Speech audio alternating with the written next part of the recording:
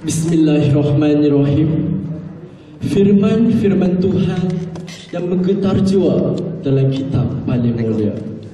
Santun bahasa Pali yang mengubah triptika bacaan setiap penganut Buddha, atau helai-helai Veda yang diadu menjadi lagu oleh penganut ajaran Hindu. Semuanya membentuk dogma yang sama, ilmu wajib diteroka. Seawal Adam AS dicipta, saat itulah ilmu diteroka dan terbinalah tamadun manusia. Maka percayalah, bangsa berilmu, bangsa bertamadun. Assalamualaikum warahmatullahi ta'ala wabarakatuh. Terima kasih pengurusi majlis, delegasi hakim yang ada lagi bijaksana, seterusnya sedang dewan yang dimuliakan. Dr. Syed Wahid Akhtar dalam rencananya The Islamic Concept of Knowledge mendefinisikan ilmu sebagai satu teori, practically dan proses pembelajaran tanpa henti.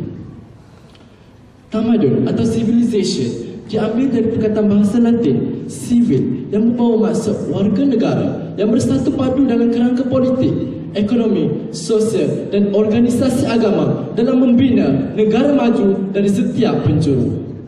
Maka bangsa berilmu, bangsa bertamadun mendesak untuk kita menilai dan merungkai sejauh mana kemampuan ilmu dalam membina individu, masyarakat dan negara.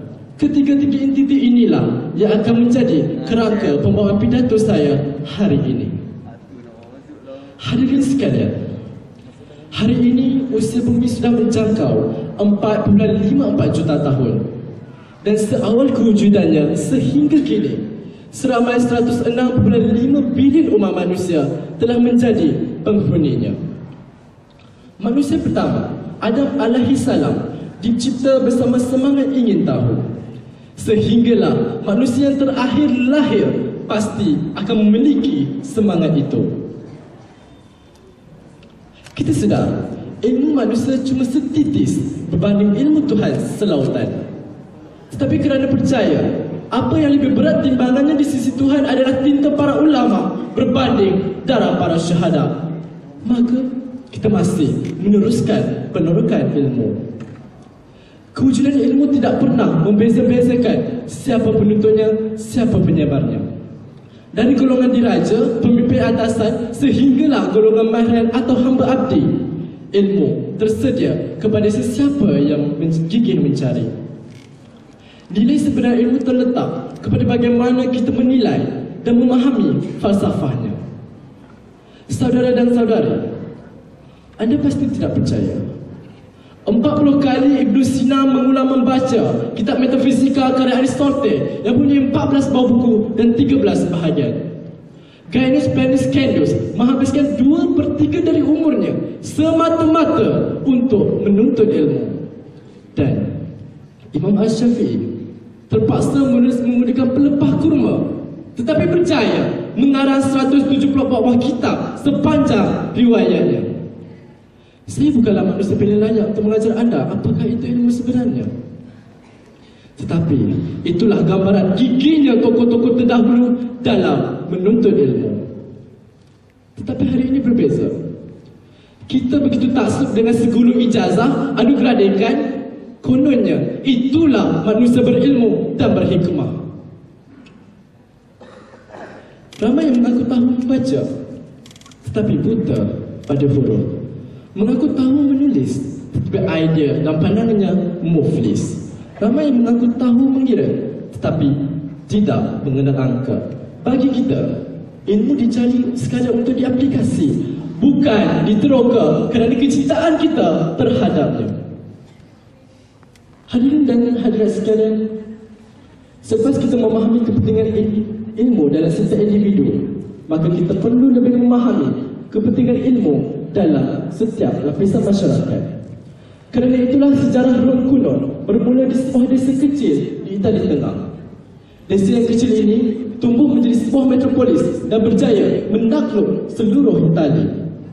Selatan Eropah, Timur Tengah, tamadun Cina, tamadun India dan tamadun Mesir juga berkongsi rahsia yang sama. Hatta Christopher Columbus takkan kenal benua Amerika tanpa 120 orang pelaut. Vasco da Gama takkan menjumpai laluan ke India tanpa 170 orang pengikut.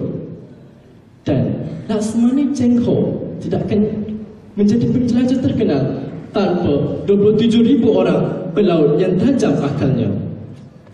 Bagi memastikan ilmu terserak dalam nadi setiap rakyat, Jepun tidak pernah malu menggunakan sistem pendidikan Hanko dan Terokoya, tidak pernah malu menggunakan tulisan kanji dan tagana.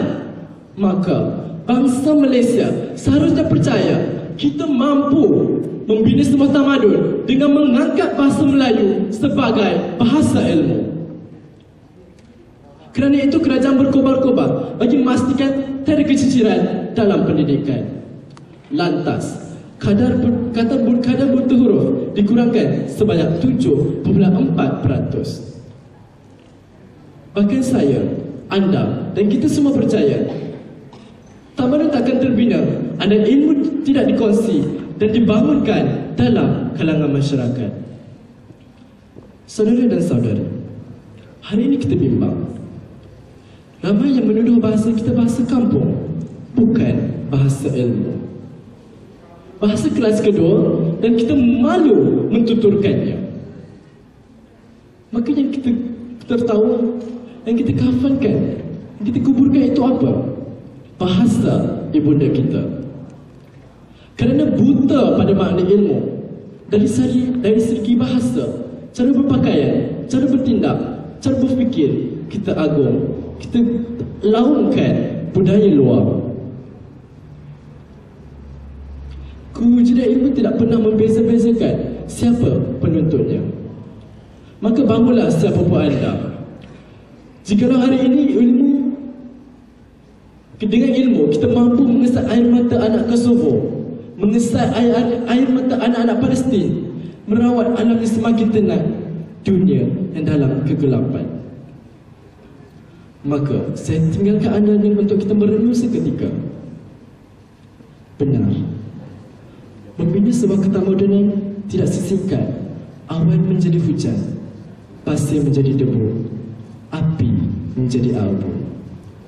Tetapi adalah lebih benar, adalah asas tamadun adalah ilmu, ilmu dan ilmu. Sekian, wabillahi taufiq wa hidayah. Wassalamualaikum warahmatullahi wabarakatuh. Terima kasih kepada peserta yang bertanya.